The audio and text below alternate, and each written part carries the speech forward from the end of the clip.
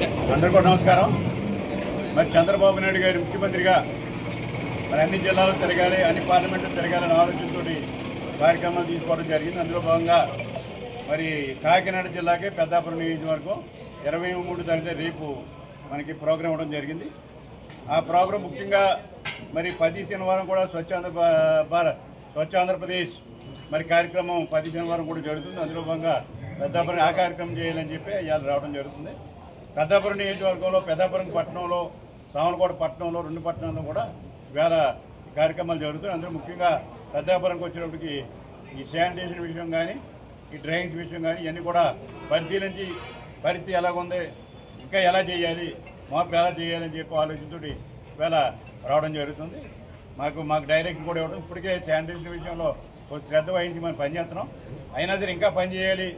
మరి శానిటేషన్లో ఎవరో కూడా అశ్రద్ధ చేయకూడదని ఆలోచనతో ఆయన ఉన్నారు. మరి ఆంధ్రప్రదేశ్ స్వచ్ఛ ఆంధ్రప్రదేశ్ని పక్కాగా అమలు చేయాలని ఆలోచనతో ఉన్నారు. అలాగే ఆ ప్రోగ్రాం చంద్రబాబు నాయుడు గారు 12 గంటలకి ఇలా హెలికాప్టర్ దిగుతారు. దిగిన తర్వాత మరి స్వచ్ఛ ఆంధ్రప్రదేశ్ ట్రైన్, పెద్దాపురం ట్రైన్ మరి అక్కడ ట్రైన్ చూడటం జరుగుతుంది. అలాగే ట్రైన్ చూడటమే కాదు, అక్కడ కొత్త ట్రైన్ కూడా లేటెస్ట్ మోడల్లో ఒక ట్రైన్ కూడా ఇక్కడ ఇంట్రడ్యూస్ చేశారు. ఆ ట్రైన్ కూడా కట్టడం జరిగింది. దాన్ని కూడా పరిశీలిస్తారు. అలాగే తర్వాత నడుచుకుంటూ వచ్చి ఇక్కడ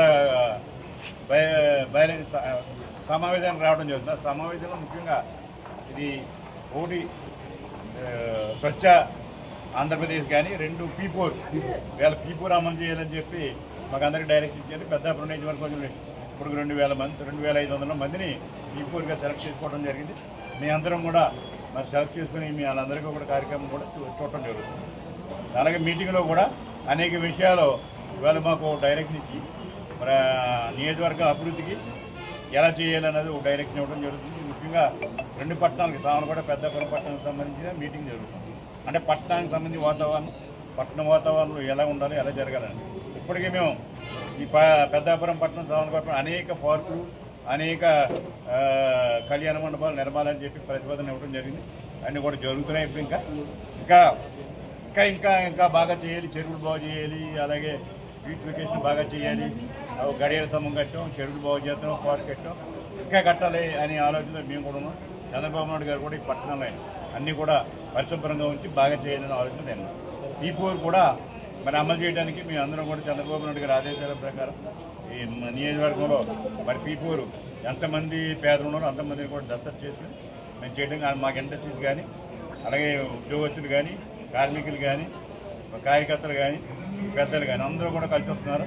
అంచేత వర్తకులు కానీ అందరూ కలిసి వస్తున్నారు. P4కి అందరూ కూడా అటాచ్ చేసి కార్యక్రమం కూడా గట్టిగా తీసుకోవడం జరిగింది. ఏది ఏమైనా అది అయిపోయిన తర్వాత పార్టీ మీటింగ్ కూడా ఉంది. నియోజకవర్గం పార్టీ మీటింగ్ ఉంది.